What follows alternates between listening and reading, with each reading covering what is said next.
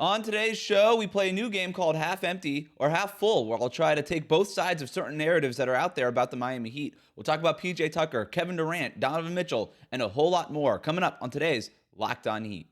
You are Locked On Heat, your daily Miami Heat podcast. Part of the Locked On Podcast Network, your team every day.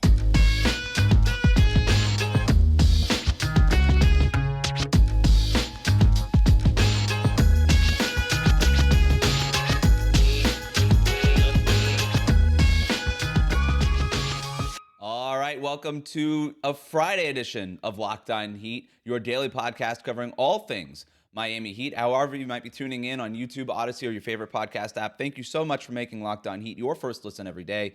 I'm Wes Goldberg here, going solo without my usual co-host, David Ramil. And so here's what we're going to do today. I often get accused of being too negative, okay? And I think part of that is true. I think that's a fair criticism of me. I think my natural disposition is sort of devil's advocate. That's sort of what I try to do, poke holes in certain arguments, and not just sort of succumb to the narratives that are already out there, not try to be too much of a homer. And that's just always been sort of my deal. But I understand it. You're listening to a Miami Heat podcast. You're probably a Miami Heat fan. You don't always want that negativity. And I probably go too far into that negative space a little too often. So here's what I'm going to do as almost a little bit of self-help, self-therapy as I kind of reflect on the Miami Heat's offseason. I'm going to play this new game called Half Empty or Half Full. It's not really a new game. It's pretty self-explanatory. You've heard of this. But it's new to this podcast, and it's new to what I'm doing here. So we're going to look at the fact that the Heat did not trade for Kevin Durant or Donovan Mitchell. We're going to look at the narrative that is out there that the Eastern Conference has gotten better while the Miami Heat have either just remained stagnant or even gotten worse. But I want to start with the PJ Tucker thing because it is a big deal that the Miami Heat lost PJ Tucker and did not replace PJ Tucker and don't currently have a power forward on this roster. But I understand that I have been banging that table basically since they lost PJ Tucker. So here's what we're going to do. I'm going to start with the half-empty argument, okay? This is the argument that I guess I have been taking for the last couple months, several weeks. And then I'm going to follow up the half-empty argument with the half-full argument, why it could actually be a good thing for the Miami Heat, right? Okay, pretty easy. Let's get started. The half-empty part of the PJ Tucker thing. He was such a big deal to the Miami Heat on defense. He was the guy who really allowed Miami to switch everything. The Heat switched more often than probably any team in the NBA outside of maybe the Boston Celtics. And even then, Miami actually might have switched a little bit more than Boston. But a team that switched almost everything. And that really played into the strengths of not just PJ Tucker, but Bam Adebayo, Jimmy Butler, Kyle Lowry, all of these guys who are so switchable. You take PJ Tucker out of that defense, you have one less switchable defender, although I think the Miami Heat will continue to switch a whole lot. But that switching defense is just not going to be as strong. It's going to put a lot more, I think, on Bam Adebayo, who played really well defensively next to PJ Tucker. You look at that Philadelphia 76ers series, PJ Tucker was guarding Joel Embiid a lot in that series when Embiid finally got back from his injury, which frees up Bam to kind of play a little bit more free safety, be more of a wild card on defense and play more to his strengths, while PJ Tucker was big enough, at least thick enough, strong enough to put up with Joel Embiid. You don't replace PJ Tucker with a player similar to PJ Tucker. And in fact, you're probably gonna go small. Caleb Martin right now is penciled in on the depth chart as your starting power forward. Caleb Martin can't do that thing. He can't switch that way. Caleb Martin can't body up with Joel Embiid. He's 6'5", PJ Tucker is 6'5", but PJ Tucker is 6'5" both ways. You know what I mean? Like, that dude is thick, he is strong, and as much as Caleb Martin might want to try to put on strength and all those things, he's just not built like that, right? There's other things that he can do, but that's not what he's going to be able to do. He's not going to be able to take on those big man assignments from Bam. Bam can do it. It's just going to put a lot more on Bam Adebayo's plate. And so the other part of losing PJ Tucker is the team he went to. He went to Philadelphia, one of your rivals in the Eastern Conference. So instead of just losing one PJ Tucker, you lose a PJ Tucker and your rival gains a PJ Tucker. That's a 2 PJ Tucker swing right there. And PJ Tucker's a good player. That's the half-empty argument. Let's discuss the half-full argument. PJ PJ Tucker was a really good corner three-point shooter. That said, nobody guarded him out there. Defenses didn't care. They left him wide open. As good of a corner three-point shooter as he wasn't providing spacing, right? And that's part of the thing that I think we kind of get wrong when we talk about spacing. You just look at the raw percentage point of what a player makes from three-point range, and you're going to assume that player is a floor spacer. And for the most part, that is true, okay? But there are rare occasions where that's not true. And a player like PJ Tucker wasn't, for whatever reason, defenses just were going to let him take that shot, mostly because they weren't afraid of what he was going to do off the dribble.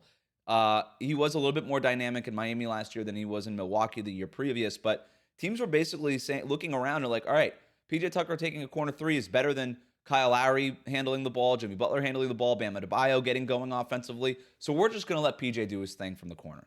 So he wasn't really providing a whole lot of spacing, despite the fact that he made a whole lot of those threes. You replace him with somebody like Caleb Martin or Duncan Robinson or Max Strus in certain lineups. If you go small with Jimmy Butler at the 4, that's going to create more space. Teams respect those players, close out on those players more than they do PJ Tucker. And so if you're going to go small and you're going to create more space, all of a sudden, that could help unlock a guy like Bam and Jimmy in the paint. It could help unlock a guy like Tyler Herro, who needs to get to the basket a little bit more. It could free up Kyle Lowry to drive and kick a little bit more often. And so I thought at times last year, Miami's offense got really stagnant. I mean, we used to talk all the time on this show after losses when we do our game recaps. Okay, what was sort of the turning point in the game? And a lot of times in those losses, it would be that 4, 5, 6 minute stretch where they just couldn't score, right? Where they couldn't get a field goal to go in. And so not by losing PJ Tucker, you're not going to solve all of that, right? That's not quite the addition by subtraction that I'm saying. But if you could create more space and more of a dynamic offense, then maybe you're going to be able to avoid some of those dry spells in that same way.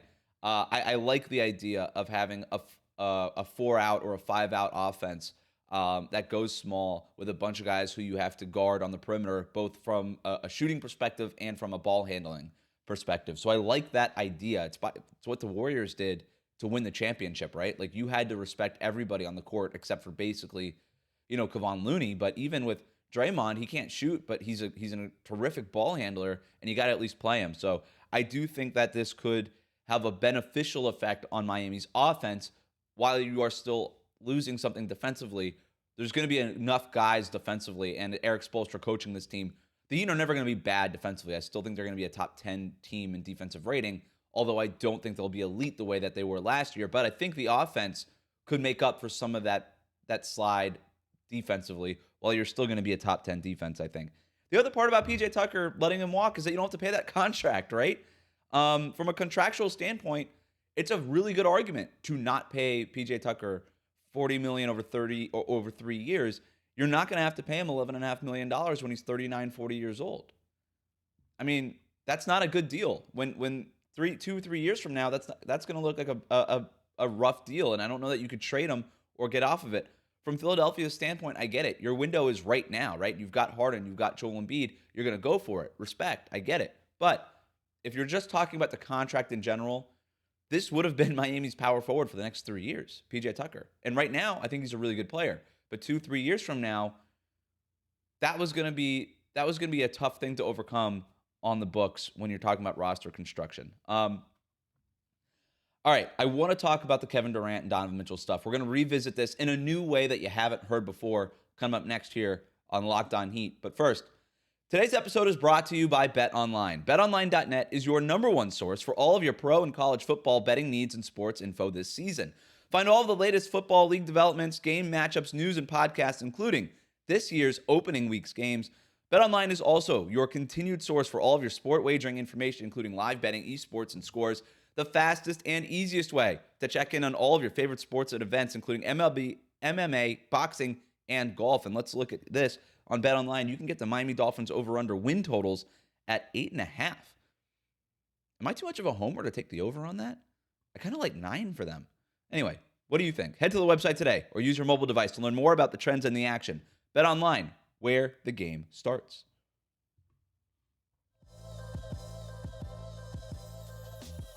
Back here with Locked On Heat. We're playing half empty or half full. We just revisited the PJ Tucker situation, looking at it from a different lens. Both lenses, both classes. Half empty, half full. Self-explanatory.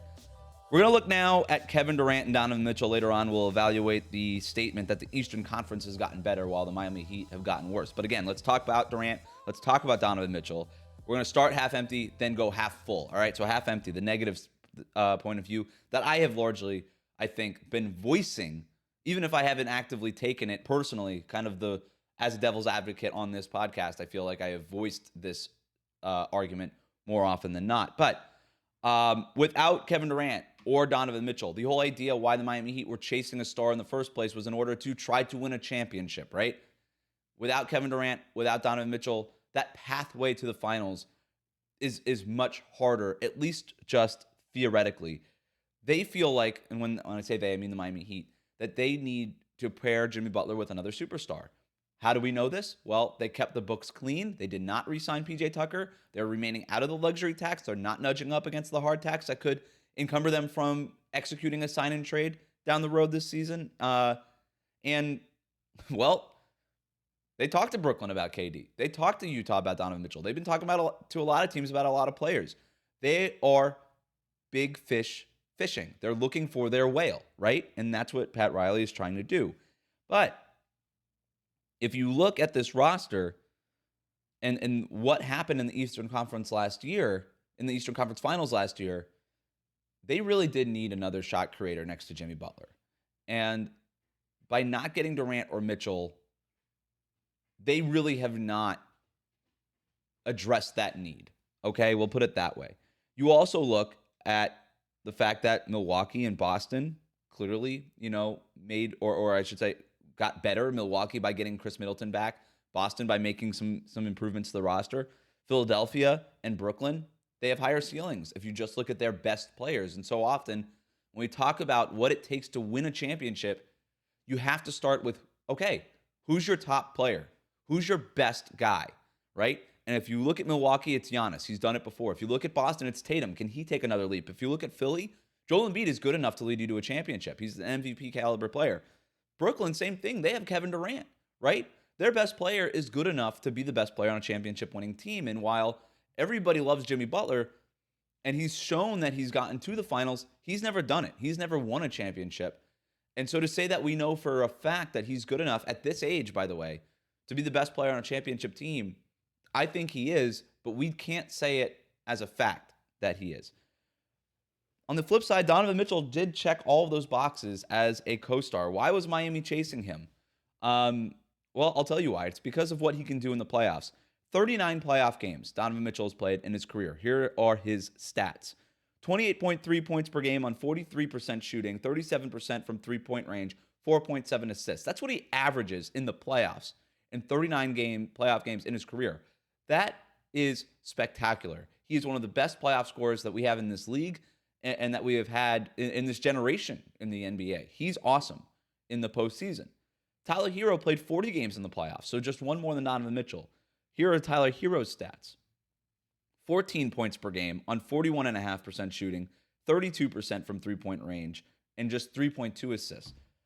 I remember Tyler Herro's Eastern Conference Finals against Boston in the bubble and how great he was in that series. But outside of that series, Tyler Herro just hasn't been that good in the playoffs. He just hasn't. And he hasn't been anywhere close to Donovan Mitchell. So if you're going to go get Donovan Mitchell at the cost of Tyler Herro, you do that because you know Donovan Mitchell can deliver in the postseason. And we just really haven't seen it from Tyler Herro since his rookie year. That's the glass half empty point of view. Let's look at the glass half full. Well, number one, you would have had to give everything up for Kevin Durant. They were asking for Bam Adebayo. You lose Bam Adebayo, you've got no defense. You've got a shaky injury history, Kevin Durant, an older and aging Jimmy Butler, an older and aging Kyle Lowry. Where's that defense coming from? Those guys could play great defense, but you're asking those older players with injury history to be the linchpins of your defense for an entire regular season and playoffs. I don't know that group can get it done defensively. And even offensively, as great as Kevin Durant is, if you're asking them to do all of that defensively, can they be good enough offensively? I don't know. So by not and obviously Brooklyn wanted Bam Adebayo in any sort of Durant deal, which is ultimately why Brooklyn did not trade Kevin Durant is because they weren't getting any players as good as Bam Adebayo from any team, right? They were not getting that blue chip young player that they wanted because of those questions about Kevin Durant, not just his age, but sort of his disposition, just the fact that he seems unhappy all the time. And it's okay if we trade our entire future for Kevin Durant 2 years later. Is he going to be unhappy here? Because he had the perfect situation in Golden State from a basketball perspective. He was able to create his own life in Brooklyn.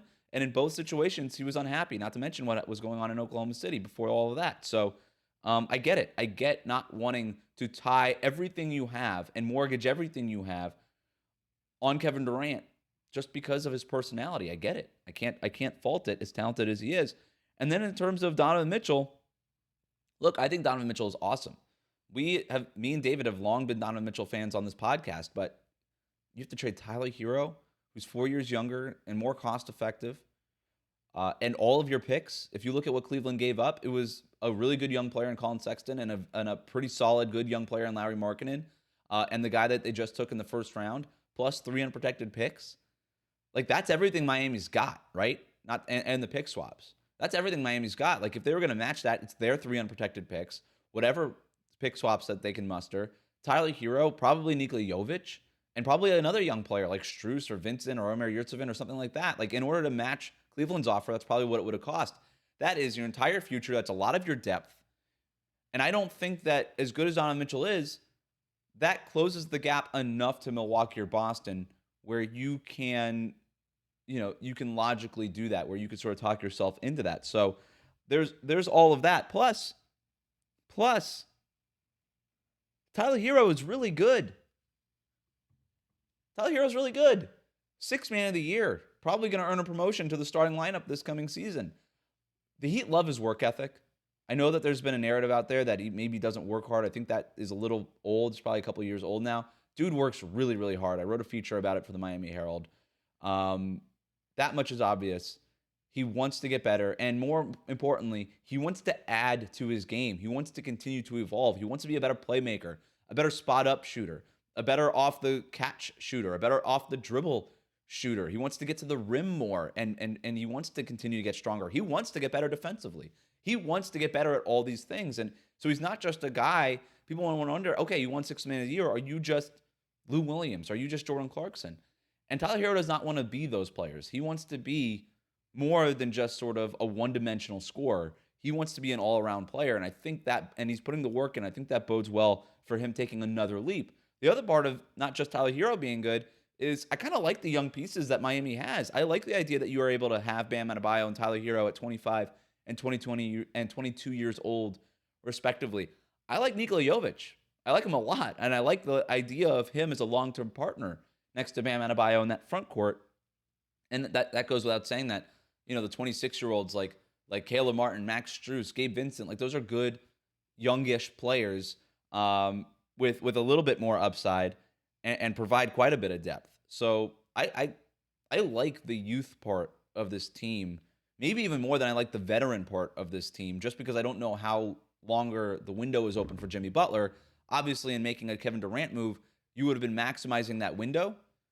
But I like the fit of the young pieces together, Bam and Tyler, finding that 2-man game that was really that sort of started developing even more as towards the end of last season, plus the theoretical fit of Jovic with those two guys and whatever else Miami can do, because they have their picks, right? They have all their picks except for the 2025 Oklahoma City pick. Like they currently own all of their other first-round picks. So this is a team that has drafted well in the past and has their picks to continue drafting well. So the youth movement of this thing, I really like. And that's the glass half full version of this, is they didn't give up on that. This is a team that's going to remain competitive right now because you've got Jimmy, Bam's really good, Tyler's really good, Kyle Lowry's really good. You have a good, deep team right now. You're going to remain competitive even if the pathway to the finals is harder because you don't have a Kevin Durant style super, super duper star on your roster. But this is a team that's also going to compete for years to come. And because of whatever leap Bam and Tyler and whoever else in the future might be able to take, the future is still bright. The future is still bright. And that's something to root for if you're a Heat fan. The Eastern Conference has gotten better. It is going to be tougher for Miami to get through it. for them to even get the number 1 seed this season again. It's going to be really tough. We're going to talk about that next here on Locked On Heat.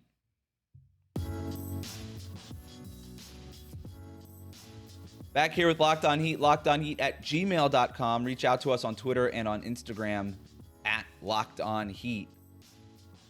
Thank you for everybody who comments on YouTube. Let us know what you think about the new look. If you're watching here on YouTube, like these videos and subscribe. Please like the videos. It really does help us as we continue to grow and show off what we could do here on YouTube. There is a statement out there that the Eastern Conference has gotten better and the Miami Heat have gotten worse. I want to take the half-empty view of that and the half-full view of that as we continue along with this. We'll start with half-empty. The Eastern Conference has gotten better and the Miami Heat have gotten worse. Well, it's hard to argue that that's not the case. Boston, by adding Malcolm Brogdon, Danilo Gallinari, they're young. Their best players, Jaylen Brown, Jason Tatum, Robert Williams, those guys are probably going to get better, right? I think that's safe to assume that those guys are going to continue to get better. They're well coached with a first-year coach who got them to the finals. He's learned lessons. He's going to be better at his job as well. Philadelphia got better. We talked about that. They got PJ Tucker. They're going to have James Harden for a full year, who is apparently, reportedly, if you believe what's going around, what people are talking about around that team, that he's recommitted and ready for a big season. They added DeAnthony Melton, who I think is a nice young bench piece for them. Cleveland, obviously, gotten much better by adding Donovan Mitchell. Toronto is going to get better. Their young players are going to get better. Nick Nurse is an awesome coach. They added Otto Porter Jr., who just won a championship with the Warriors. They got better. The Knicks got better. They added Jalen Brunson. The Hawks got better. They added DeJounte Murray. It's hard to argue that there aren't a bunch of teams in the Eastern Conference who got better. They all made investments. They all made additions in a way that Miami just did not. They lost a starter, and they didn't sign a single outside free agent. The only player on this team who's not on a two-way contract, who was not on the roster last year, is Nikola Jovic, a very raw rookie who, look, as is the case with all rookies not drafted basically in the top 5, you can't rely on them to make contributions as a rookie. So if the Heat are relying on Jovic, and they are not as a first-year player, then you've got a problem, but they aren't doing that. And then you look at the other part of this. It's a deep Eastern Conference. If you even look at the teams that are probably got no chance at making the playoffs, Indiana, Detroit, Orlando, I would say probably Washington, although the Wizards probably don't want to believe that. Those are still teams trying to win games, right? You don't have an outright tanking team in that group outside of maybe Detroit and probably at some point Indiana if they end up moving off of Buddy Hield and Miles Turner eventually. There's not going to be a bunch of easy wins. I mean, even if you look at the Orlando Magic in Miami's own division, like this is a team that is growing, getting better, and is going to try hard to make the playoffs, at least the play-in tournament. And so I don't think for Miami there's going to be very few, I should say it that way, very few easy wins on the schedule for the Miami Heat, which is going to make that regular season a whole lot harder and make it even more difficult to get the number 1 seed again. And if you don't have the number 1 seed and you don't have home court advantage, that makes the playoff slog that much more difficult. So that's the half-empty argument. Let's look at the half-full argument. Is Boston really that much better? Malcolm Brogdon can't stay healthy for 40, 50 games in a season. He's super injury prone. I don't know how much of an addition that is. Will he be healthy by the playoffs? I don't know. Danilo Gallinari is already hurt. Robert Williams, his whole thing, the reason they got him on such a great contract was because he's so injury prone. He was healthy last year. Will he be healthy again this year? Al Horford, getting older. Are they as deep as we think in Boston? Or was last year just sort of best case scenario for all the guys on the roster? I think that's a fair thing to ask. If Tatum can't take a substantial enough leap, if this Jaylen Brown stuff gets out of hand with his future and that being in question, will he resign? Is he frustrated with always being involved in trade rumors? There is a version of this for the Boston Celtics where they don't repeat last year and they don't look as dominant as they did down the stretch of last season. The other part of this too is Philadelphia. All right, James Harden, you're talking the talk. We'll see. Joel Embiid, you're healthy for a couple of years. Can you stay healthy? Can you stay healthy? And then as far as Brooklyn is concerned, yeah, I know you've got Kevin Durant and Kyrie Irving and Ben Simmons, but Let me know when Kyrie Irving is ready to play a full season. Let me know when he's ready to play 60 games. Apparently, according to the reporting around it, he didn't want to commit to a 60-game season in order to get a guaranteed portion of his contract. He didn't want that clause in his deal, which is why he wasn't able to come to an extension with Brooklyn. Ben Simmons, wake me up when he's playing basketball again. We have no idea. That dude hasn't played basketball in 2 years. And the last time we saw him, he was afraid to dunk. Okay? So on paper, the Brooklyn Nets look awesome. They do have a high ceiling, but I don't trust Ben Simmons. I don't trust Kyrie Irving. And then that's asking a whole lot of Kevin Durant. And we've seen his body break down over the last couple of years, too. He succumbed to some injuries. So there's that. Milwaukee. We saw them lose one player in their big three and basically sputter out in the playoffs. Are we sure that's not going to happen again? They didn't really make any additions the way that Boston and Philadelphia did this offseason. So that's part of it. I know Cleveland, Toronto, the Knicks, Atlanta, they all got better, no doubt. But they're all really young, and there's not a ton of depth on those teams. They're young, they're good. I like the moves they made, but I don't think those teams are head over heels better than the Miami Heat. I think even losing PJ Tucker, the Heat are probably better than those teams. So there's that. If the bracket breaks right for Miami, and if they get more health than they did in the playoffs last year, because let's face it, like the Heat were just not healthy last year. Kyle Lowry in the playoffs broke down. Tyler Herro had a groin injury, right? This was not a healthy team in the playoffs last year. Even Jimmy Butler missed games in the Eastern Conference Finals because of injury. So if the Heat can get healthier, even if they don't have the number one seed, if they are healthier in the postseason and the bracket breaks right, there could still be a pathway for them to get back to the Eastern Conference Finals, perhaps even to the NBA Finals. That's the half-full version of it. And it's also going to take leaps from Tyler Herro and Bam Adebayo, who, like I just said, the Heat love their work ethic. The Heat love their ceilings. They're young. They're going to get better. Bam Adebayo is just sort of now entering his prime. Tyler Herro is far away from his prime and took a major leap last year, and we expect him to take another leap this coming year. So, and by the way, the Heat are also a team ripe for a trade at the deadline. They've got a bunch of tradable contracts that they can make and still have draft picks because they didn't take those big swings on Donovan Mitchell and Kevin Durant. So this is a team that if they need reinforcements by the deadline, they're equipped to go ahead and go find those players that could help them for the playoff run. So that's half empty. That's half full. I did my best. Let me know what you think in the comments. We will be back next week with more episodes of Locked On Heat, your first listen every day. Remember to like and subscribe here on YouTube or wherever it is that you get your podcast. Now, for your second listen, go check out the Ultimate Pro Football Preview 2022, an 8-episode extravaganza to get you ready for the NFL season, the local team experts of the Locked On Podcast Network, plus the betting angle from Lee Sterling of Locked On Bets, all combining into one ultimate NFL preview. Search for the Ultimate Pro Football Preview 2022 on your Odyssey app, YouTube, or wherever you get your podcasts. Thanks for listening.